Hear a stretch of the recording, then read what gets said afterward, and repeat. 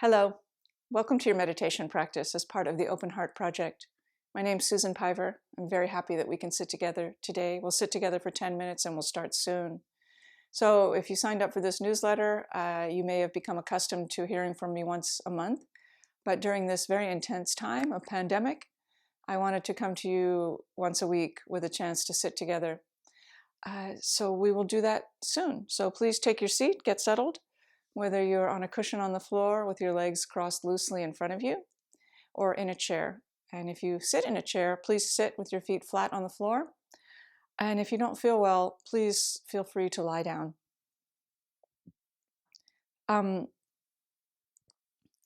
This week, I want to share with you a few words about what is called the fourth Paramita, or Transcendent action. In the previous 3 weeks, we talked about the first three of six. The first Paramita is called generosity. The second is called discipline. The third is called patience. And the fourth, our topic for today, is called exertion, or vitality, energy. So I just want to say a few things about that before we sit. And if you want to skip right ahead to the meditation, please don't hesitate. I'll never know. Energy, your personal energy may be feeling unpredictable right now. I know mine is. And by energy, I mean the following. I seem to be awake at times where I normally might be wanting to sleep, and I seem to be sleepy at times where I normally might be awake. I've been having a sort of rushes of energy throughout the day that sometimes feel really sort of good and charged and positive, and other times rushes of energy that do not, that feel anxious and scattered. Also, I've been having moods. Moods are kinds of energy, and that I'm not quite accustomed to. I think this is all normal. I think it's all normal. It doesn't mean that if you get angry, you're not really angry, you're just having a weird reaction to an upside down world, although there's something in there.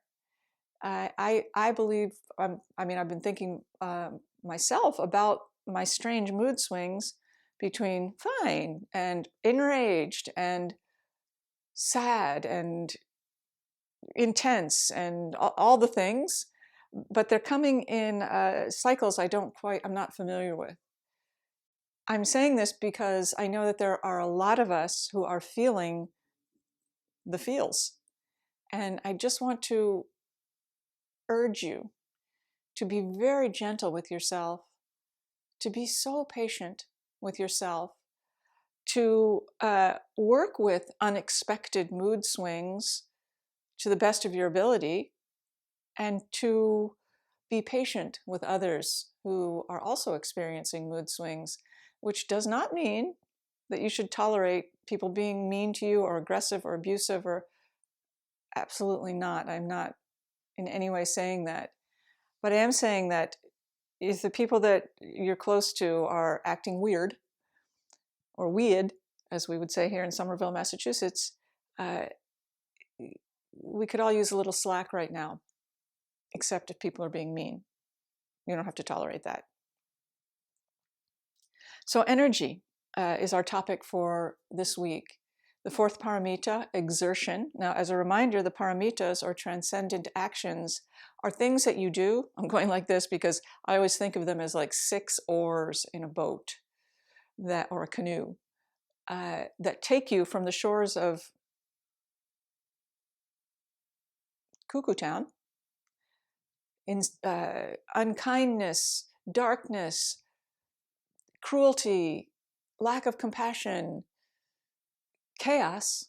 The 6 paramitas take you to the other shore, it's called. In Sanskrit, the words are gate, gate, paragate, parasamgate.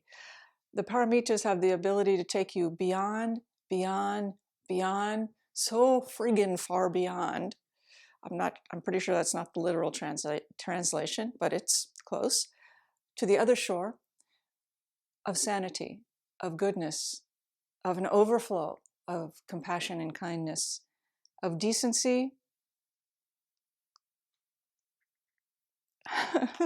I know we all want to be there, and we can get there. I'm not being a Pollyanna when I say that. Just imagining that such a world is possible is what's making me teary. And it is possible, and we're seeing examples of it even now when things are very, very tumultuous and worse, of people coming to each other's aid. One of the things that I've noticed most pronouncedly, which I don't think is a word, is that everything has been deglitzed. Everything has been de-sheened.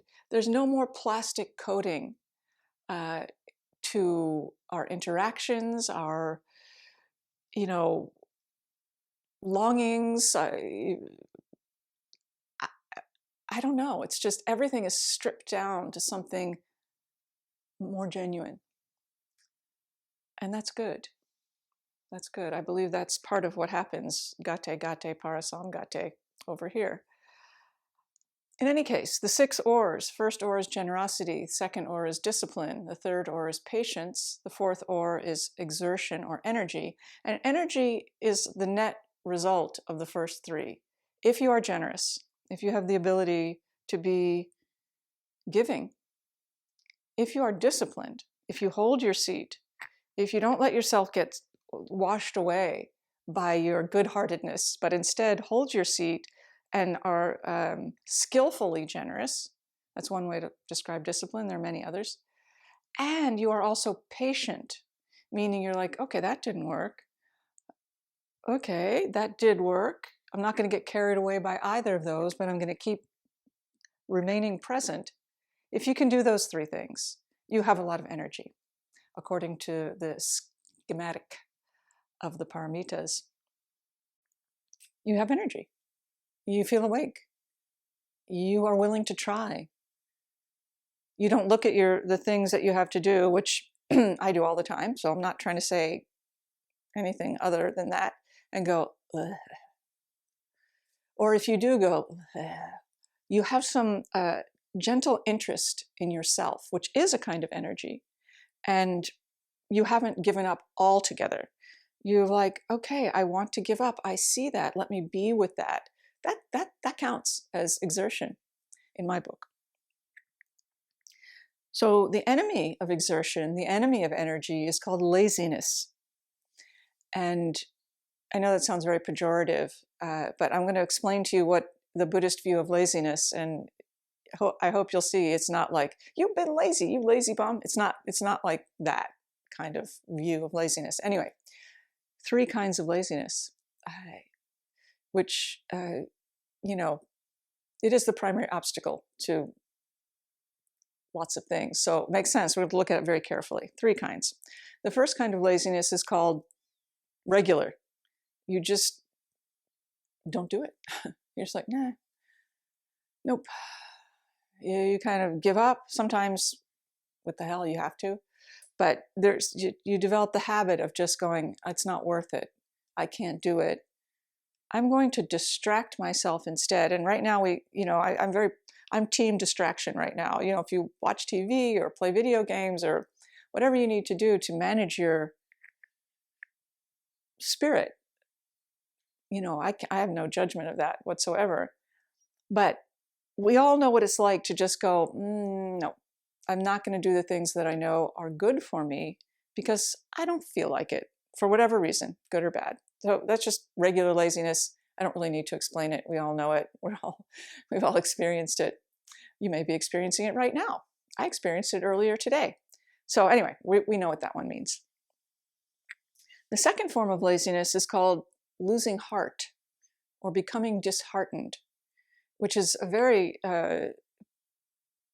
distinct possibility right now. I can't do it. We can't do it. It's not worth trying. It's never going to work. Okay, okay.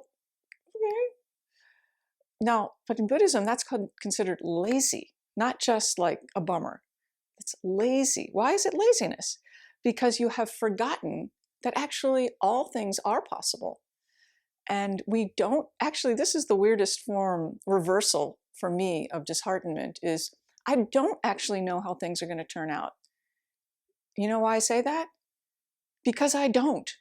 I really don't know what this means. I don't know what's going to happen next. I don't know how this is going to resolve. I don't know. I don't know. So since I don't know, it could be anything. It could be something bad. It could be something unbelievably useful. I don't know. So when you lose heart, part of that is because you've forgotten that you actually don't know how things are going to turn out. And therefore, all things are possible. I mean, we've all had things that happen to us that suck, and then we realize later, oh, actually, that was good.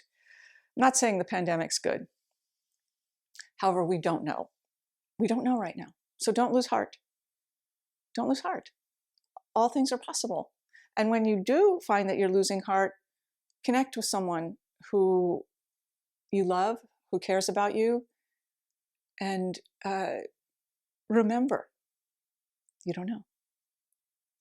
Third and final form of laziness is called being too busy, which I know sounds strange. How, people who are busy are not lazy. They're busy because they're important, or they have a lot of responsibilities, or they're very needed by all sorts of people. Or, okay, maybe all that's true. But here, being too busy means too busy to take care of yourself. Too busy to do what is really important, which is, I touched my face, which is your spiritual practice or your inner exploration, the care of your body, interest in your inner life, caring and concern for those you love and who love you, caring for your environment so that it supports you and uplifts you, expressing yourself. Those are the most important things in the world, period. I don't care how dramatic that sounds. And when you let those things fall to the bottom of the priority list, and I should do this because I feel like I ought to, and I come to the top of the list, that's considered lazy, because you let your priorities go upside down. So right now, we all are experiencing a lot of space that we're not used to. You may be working at home. My life hasn't changed that much, just personally, because I work here. This is my office. I've been working here for 8 years, so I'm still working here. My whole business, the Open Heart Project, has been online for 8 years, so I'm used to being online. That said, it would be really tempting for me or anyone to go, well, I'm going to use this time to write a novel and do 1,000 push-ups a day and learn to speak 6 other languages and finally redesign my website, or whatever it is. Those are all great things, and I hope that you will do them. But I hope you will do them with the spirit of self-compassion, self-love, and joy, rather than onerous, willing yourself to do things because you should. That's the being too busy that is considered lazy. Being engaged in things that are important to you and matter and feed your soul and support others, that is not the kind of busyness that is called lazy. That's joy. The other stuff is called laziness, of being too busy. So energy comes from being generous, disciplined, and patient. The obstacle is laziness, regular, losing heart, being too busy. So I hope this is useful to consider. I find it so, and I offer it from that knowing that for me it's been very useful to contemplate these things. So over to you. Let's practice meditation.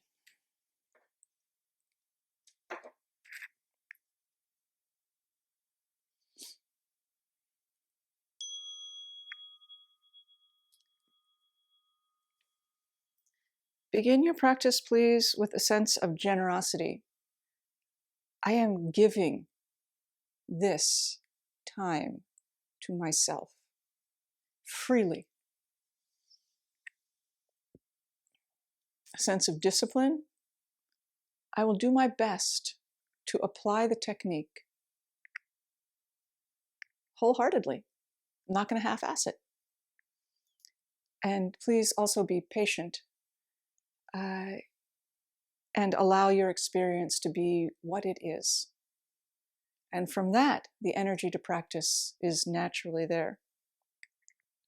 Sit up straight. Feel your own dignity. Let your hands rest on your legs, palms down, somewhere that feels comfortable on your legs. Soften the front body, the belly, the area around the heart, the throat. Soft. Let the shoulders relax. The chin is tucked a little bit, so the back of the neck feels long. The mouth is closed, but the lips and teeth are slightly parted, and the mouth is closed because you don't have to talk. That's my favorite part. Please enjoy the luxury of not having to contribute, express, question, offer. You can just fall silent. Breath is natural, in and out through the nose, unless you have a cold. But otherwise, just regular breathing, which you were doing anyway since the moment you were born, keep doing that. And the eyes are open, and the gaze is cast down to a spot in front, up to 6 feet or 1.5 meters-ish. And let the eyes be soft.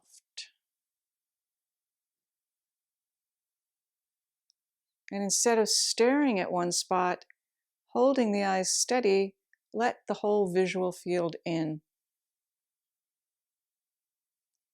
It's kind of collage-like.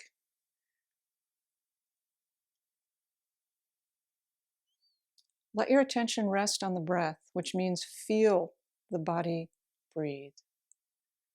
This is not observe the breath. It's feel the breath. It's a very important difference.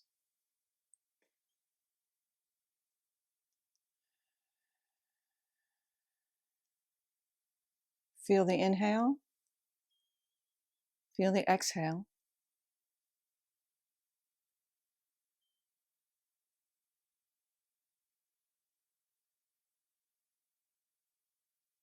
The next inhale will just happen at the end of the exhale. You don't have to try at all. It's just happening. Stay with it as best you can.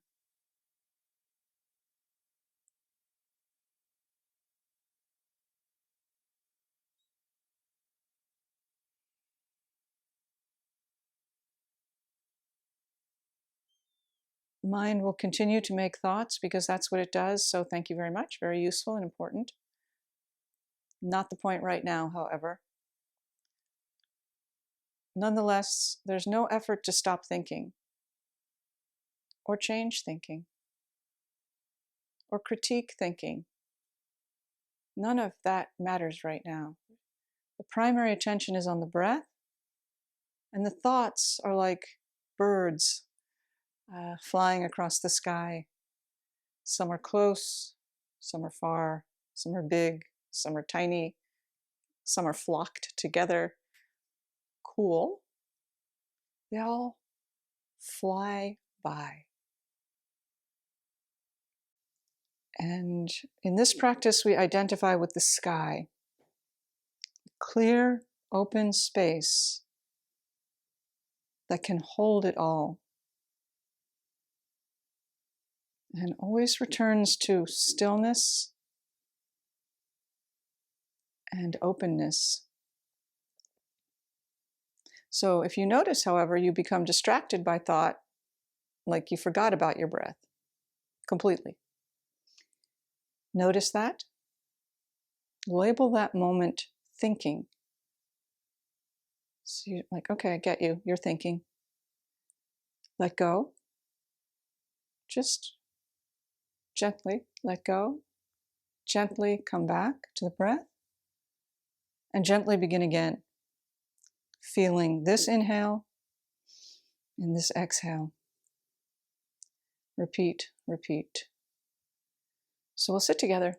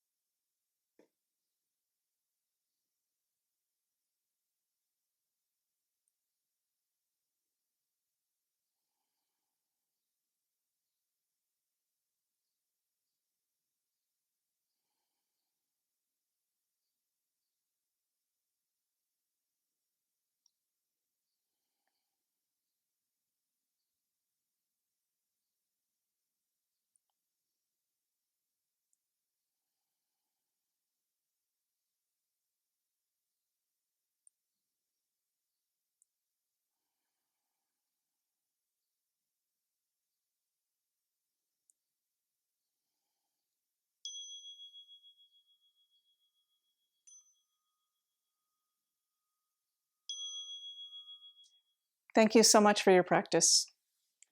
Thank you for practicing with me. And thank you for practicing together. Please be well.